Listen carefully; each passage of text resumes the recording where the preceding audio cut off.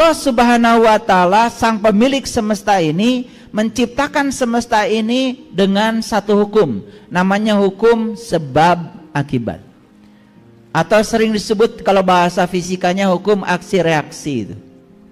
Makanya ada hukum Newton yang ketiga, aksi sama dengan min reaksi itu. Jadi setiap ada aksi pasti ada reaksinya. Seperti itu semesta diciptakan. Kenapa diciptakan seperti itu? Karena semesta ini adalah ruang belajar, untuk tempat kita belajar. Dan belajar itu harus memenuhi hukum sebab akibat. Kenapa?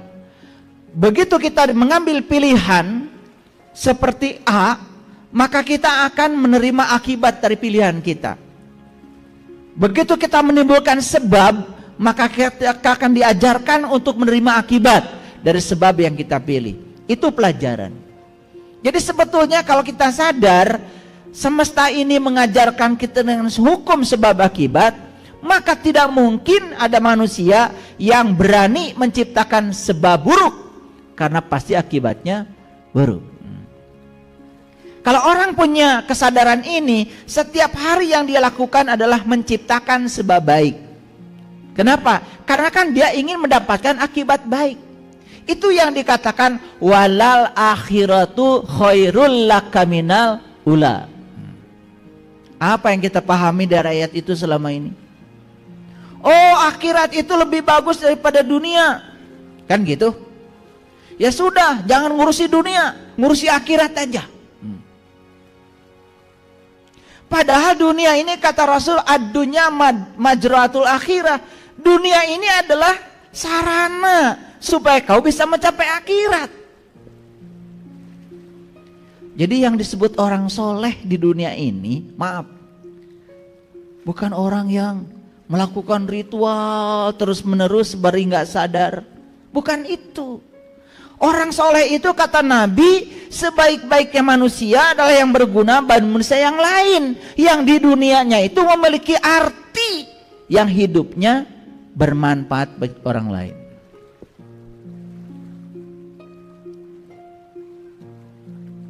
Karena selama ini mengartikan soleh itu kerangka berpikir kita sudah salah. Kalau orang sungguh-sungguh bekerja pagi-pagi sudah pergi, dia ngantor, dia memerankan perannya. Yang kerja di bank, dia kerja memerankan perannya sebagai pegawai bank yang profesional. Yang jadi guru, dia pergi menjalankan tugasnya sebagai guru, menjadi kepanjangan tangan Allah untuk menyampaikan cinta kasih Allah lewat perannya masing-masing. Yang jadi polisi, yang jadi tentara, yang jadi apa saja. Dan kita nilai mereka itu sedang mengerjakan pekerjaan dunia. Begitu bukan? Terus kamu yang gak kerja setiap hari terus aja, one day, one judge, ngerti juga enggak gitu. Kan kalian menganggap kalian sudah mengerjakan akhirat, begitu? Itu yang keliru. Quran itu pedoman supaya kita saat mengerjakan pekerjaan dunia benar. Makanya pahami, terapkan dalam kehidupan dunia, itu baru soleh. Saya tanya, kalau begitu kita diutus ke dunia untuk ngurusi apa di dunia ini? Ngurusi apa? Ngurusi dunia. Maka kita diutus ke dunia, tugas kita ngurusi dunia. Nah, tetapi untuk ngurusi dunia, kita sudah dibekali nilai-nilai ketuhanan yang ditiupkan bersama ruhku. Itu yang harus dipakai oleh kita. Kalau kita ngurusi dunia dengan menggunakan nilai-nilai ketuhanan, nilai-nilai ilahiyah, Rahman, Rohim, Malik, Kudus, Salam, sampai sobur semua dipakai, itu baru akhiratnya akan selamat. Di dunianya sukses, akhiratnya pasti sukses. Dan sukses itu bukan berarti kita hartanya banyak, jabatan tinggi, bukan. Sukses itu ketika kita di dunia bisa menjalankan rencana semesta untuk kita. Karena kita datang ke dunia direncanakan oleh Allah. Maka tugas kita di dunia adalah memastikan bahwa kita di dunia menjadi kepanjangan tangannya Allah untuk menyampaikan cinta kasihnya Allah. Paham? Ya, awas. Jangan dikira ibu-ibu masak di dapur tuh untuk urusan dunia, bukan. Itu urusan akhirat. Coba pagi-pagi waktu masak, bismillahirrahmanirrahim. Ya Allah, saya jadi istri, dikasih keahlian olehmu untuk bisa memasak melayani suami. Dan saya yakin saya sedang dipakai oleh engkau untuk menjadi kepanjangan tanganmu, menyampaikan cinta kasihku kepada anak-anakku dan suamiku yang perlu pelayananku. Coba, pasti masakannya enak. Sudah ada riset ya, orang yang masak marah-marah, terburu-buru, gak enak. Ada risetnya itu. Makanya ibu saya kalau masak apa saja enak. Karena apa? Mungkin karena melakukannya senang. Ya kan? Hati-hati tuh. Coba kalian masak marah-marah, pasti di samping ada peluang gosong. Ya kan? Udah jelas gak gosong pun gak enak itu. Karena tidak ada energi cinta ke situ. Nggak ada energi cinta yang masuk ke situ. Jadi hati-hati itu. Ya. Nah, mari kita lihat ya lebih dalam lagi. Sebab baik akan mengakibatkan akibat baik dan berujung kebahagiaan. Setuju? Oke. Mau bahagia? Kalau ditanya itu kalian tuh luar biasa jawabannya. Mau bahagia? Mau. Syarat bahagia harus menciptakan sebab baik supaya akibatnya baik. Akibat baik membawa kepada kebahagiaan. Lah, ingin bahagia tetapi yang diciptakan sebab-sebab buruk. Aneh bukan? Setelah memahami kajian hari ini, oh, ternyata bahagia itu sederhana. Saya harus selalu menciptakan sebab baik. Kata-katanya baik, niatnya baik, pikirannya baik, lakukan dengan cara yang baik, pasti akibatnya baik. Ujungnya pasti bahagia.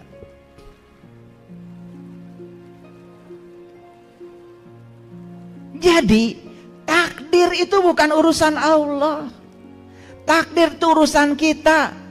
Takdir kita adalah pikiran kita. Nasib itu bukan urusan Allah. Nasib itu urusan kita. Kita mau jadi siapa, mau jadi apa, semua kebebasan sudah diberikan kepada kita. Segala kebutuhan tentang kita sudah diberikan kepada kita. Allah itu hanya menunggu apa maunya kita. Maka Allah bilang, aku bergantung sangkaan kamu. Aku bergantung kamu. Jadi Allah itu adalah Rabb al-Alamin. Dia adalah kehadiran. Dia adalah keberadaan. Dia adalah fasilitator. Dia adalah katalisator. Kehadirannya saja sudah cukup membuat segala sesuatu terjadi. Tetapi semua harus diawali dari diri kita sendiri. Nabi Muhammad mengatakan, ibda binafsi. Mulai dari diri. Jadi kalau sebab baik mengakibatkan akibat baik dan berujung kebahagiaan, berarti sebab buruk akan mengakibatkan akibat buruk dan berujung penderitaan. Yuk kita sekarang tanya, lebih banyak menciptakan sebab baik atau sebab buruk? Gak mau jawab? Kalau gitu saya tanya, lebih banyak penderitaan atau kebahagiaan? Harus terus terang aja saya kalau ngaji. Kalau lebih banyak penderitaan daripada kebahagiaan, jelas kita lebih banyak menciptakan sebab buruk. Akibatnya adalah buruk. Oke. Jadi sebab baik diakibatkan oleh niat baik. Sebab buruk diakibatkan oleh niat buruk. Makanya itu kata Rasul, innamal a'malu binniyat. Itu yang dikatakan amal itu tergantung niat. Nih yang mau dagang, niatnya jangan cari uang. Niatnya, ya Allah, aku hidup ke dunia ini diberi peran olehmu menjadi seorang pedagang. Saya dagang kerudung, saya yakin karena saya sedang dipakai oleh engkau untuk melayani orang-orang yang butuh kerudung cantik lewat bakat yang kau berikan pada saya. Dah mulai jualan. Dapat uang? Dapat uang? Ya pasti dapat uang, tapi uang itu bukan tujuan. Hadiah dari melayani orang yang butuh pelayanan. Nih yang jadi guru. Ya Allah. Saya sekolah di sini, saya jadi guru, aku yakin ini jalan terbaik yang kau berikan bagiku. Tidak ada yang buruk di semesta ini. Dan saya jadi guru ya Allah, karena aku yakin engkau menitipkan ilmu kepadaku. Dan lewat ilmu yang kau berikan padaku, aku akan bagikan ilmu ini sebagai bentuk cinta kasihmu pada orang-orang yang butuh ilmu. Coba, dapat gaji tanggal 1? Tujuan bukan? Hadiah. Itu yang namanya mencari Allah, bukan mencari uang. Itu namanya mencari yang punya uang, bukan mencari uang. Enak semuanya. Itulah pentingnya kita memahami Bismillahirrahmanirrahim, atas nama Allah yang Maha Pengasih dan Maha Penyayang. Atas nama, siapa yang boleh mengatakan atas nama? Satu, yang sudah kenal kepada yang diwakilinya. Kalian kenal? Enggak. Bilangnya atas nama. Syarat yang kedua mengatakan atas nama Allah, kita harus mewakili sifat-sifat Allah.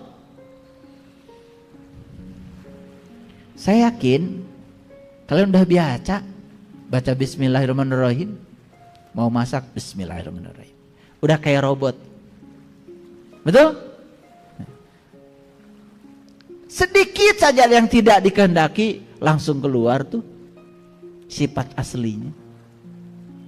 Padahal sudah jelas, saya masak karena saya ingin membawa sifat Rahman dan Rahimnya Allah. Jangan dianggap kecil. Tidak ada peran yang buruk di semesta ini. Semua peran itu bagus, menjadi buruk karena penilaian kita yang buruk. Jangan dikira loh, jadi ibu rumah tangga itu luar biasa. Jam kerjanya tanpa batas. Tapi coba kalau niatnya nggak beres. Tidak ada niat di sini. Saya jadi ibu rumah tangga karena saya sedang dipakai oleh Allah. Untuk apa? Untuk melayani orang-orang yang saya cintai di rumah ini. Coba besok-besok begitu. Luar biasa nanti. Berkahnya luar biasa. Yang saya ajarkan ini ilmu praktis. Yang bisa diajarkan langsung karena saya sudah menjalankannya. Bukan ilmu-ilmu teoritik. Saya tidak menjanjikan pahala nanti. Saya menjanjikan pahalanya langsung kita rasakan saat ini. Paham sampai sini? Nah, ada yang mungkin masih alergi dengan istilah karma. Padahal ini cuma istilah. Karena kebetulan istilah ini jarang dipakai di dalam konteks tradisi kita. Saya mohon izin, saya akan jelaskan dulu supaya saya bisa menggunakan bahasa yang tepat. Ya kalau tidak suka dengan karma, sebut saja hukum pembalasan, boleh. Tetapi yang saya maksud itu sebetulnya, ya, kalau saya menggunakan terminologi itu, terima karma yang saya maksud sebagai bentuk tanggung jawab akibat dari hukum sebab akibat.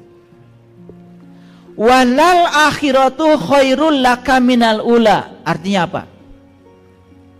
Akhirat itu lebih bagus daripada daripada, ini ada orang pesantren, walal akhiratu khairul laka minal ula, akhir itu lebih bagus daripada awal. Ngerti maksudnya?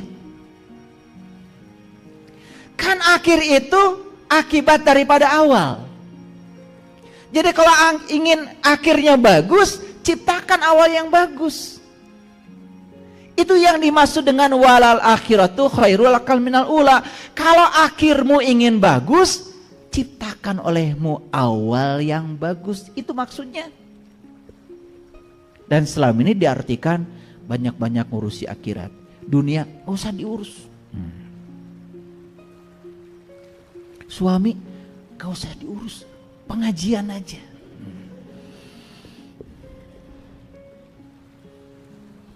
Anak nangis gak usah diurus. Yang penting Iqra 1 sampai Iqra 6 selesai. Kan kita sudah salah kaprah. Saya tidak mengartikan itu salah, tetapi itu bukan satu-satunya. Bukankah kita datang ke dunia menjadi pelayan? Subhanallah. Layani anak kita, layani suami kita, layani pasangan hidup kita, layani mereka. Tempatkan diri kita sebagai tangan Allah sedang melayani mereka, menyampaikan cinta kasih Allah. Itulah akhiratmu. Jadi saya buka dulu rahasia, walal akhiratu khairul laka minal ula. Apa artinya? Akhir itu khair. Kalau awalnya khair. Mau akhirnya khair? Yuk sekarang jangan menciptakan sebab buruk. Ciptakan sebab baik. Akhirnya pasti baik. Itu yang dimaksud dengan walal akhiratu khairul laka minal ula. Kalau leluhur saya, kakek saya mengajarkan pada saya ketika saya tanya, "Kek, ari akhirat teh naon?" "Akhirat majang. Akhir tinu pagawean maneh." Sesederhana itu kakek saya mengajarkan saya. Akhirat mah akhir tinu pagawean maneh. Jadi akhir itu kan sebetulnya ya akibat dari sebab yang kita timbulkan. Makanya sing percaya ayana akhirat. Percaya? Percaya? Percaya adanya akhirat. Itu begini caranya. Saya percaya setiap sebab yang saya timbulkan pasti akan ada akibatnya. Makanya saya hati-hati menciptakan sebab. Itu namanya beriman kepada akhirat. Paham sampai sini? Nah, akhirat itu dalam konteks yang lebih tinggi lagi. Akhirat itu terminal terakhir. Terminal kita yang awal Allah, terminal terakhir kita Allah. Innalillahi wa inna ilaihi rajiun. Jadi sebetulnya akhirat yang sebenarnya adalah Allah. Jadi kalau kita sudah menciptakan sebab baik, memerankan peran Allah di kehidupan ini sesuai dengan rencana Allah, berarti kita akan menuai akibat baik. Kembalinya kemana? Ke Allah. Itu maksudnya. Hayang euy ka Allah. Hayang euy ka Allah. Kampil euy ka Allah. Allah Maha Suci, harus suci kita. Gitu. Allah Maha Welas Maha Asih, sing welasan sing asihan. Pasti wina ka Allah. Yang pembenci, pendengki, tidak bisa memaafkan, dendam puluhan tahun, mau balik ke Allah. Kamana cingan? Tah nyangkut tah. Di nu tangkal Bougainville biasana nu kitu. Orang yang cucukan di dalam, tahu cucukan? Banyak duri di dalamnya. Pasti nyangkut di pohon berduri. Paling mewah juga di pohon kaktus. Paham ya? Ini bukan main-main loh. Bukan main-main. Saya udah bisa lihat kok. Itu jeleknya saya itu. Kalau ada yang meninggal, saya itu tahu dia pulang atau tidak. Makanya saya suka nangis. Sebenarnya bukan nangis apa ya, cuman ya apa ya, ulas asih atau apa nggak tahu. Cuman merinding aja, kasihan gitu. Muter-muter aja di sekitar tubuh. Allah dan Rasulnya sudah kembali, Nurullah Nur Muhammad sudah kembali, tapi nur insannya terperangkap di tubuhnya sendiri. Aduh, kalau menyaksikan itu tuh. Dan nanti kalau tubuhnya sudah hancur, karena dia ditinggalkan oleh Allah dan Rasulnya, dia tidak tahu Allah dan Rasulnya. Sepanjang hidupnya itu syahadatnya bohong, tidak sempurna syahadat. Bersaksi tetapi tidak menyaksikan. Awas ya. Asyhadu an la ilaha illallah wa asyhadu anna Muhammadar Rasulullah. Harus tahu dulu Allah dan Muhammad itu yang mana. Kalau belum tahu ya repot. Itu yang tadi itu. Bisa nyangkut di mana-mana. Oke, baik, perhatikan. Karma adalah niat yang sudah menjadi perkataan dan tindakan yang memenuhi hukum sebab akibat. Setiap aksi akan menimbulkan reaksi. Jadi karma itu adalah niat yang sudah menjadi perkataan, yang sudah menjadi tindakan, yang memenuhi hukum sebab akibat. Kalau masih niat, belum jadi perkataan, belum jadi tindakan, belum ada karma.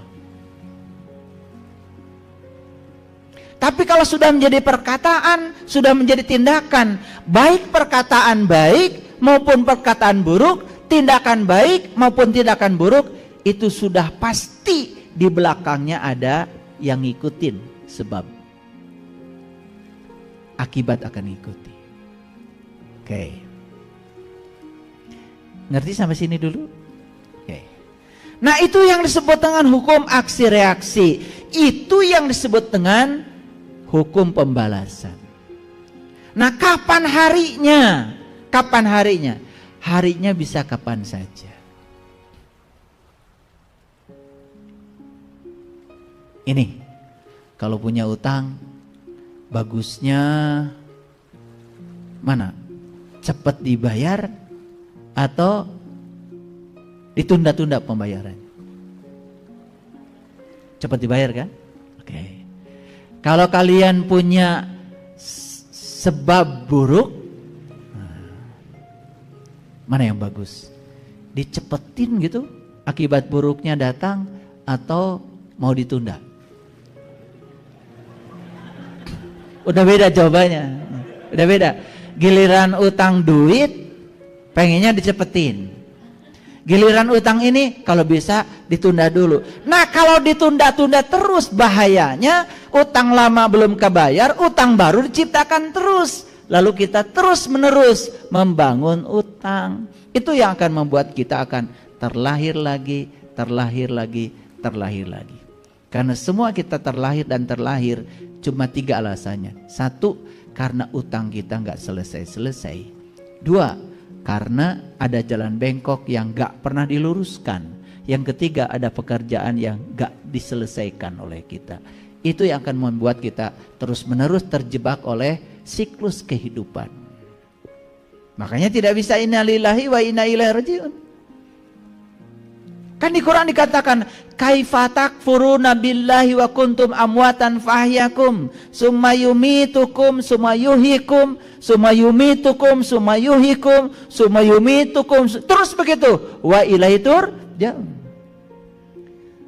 Jadi sebelum kita bersih, maka kita diberi kesempatan untuk membersihkan diri.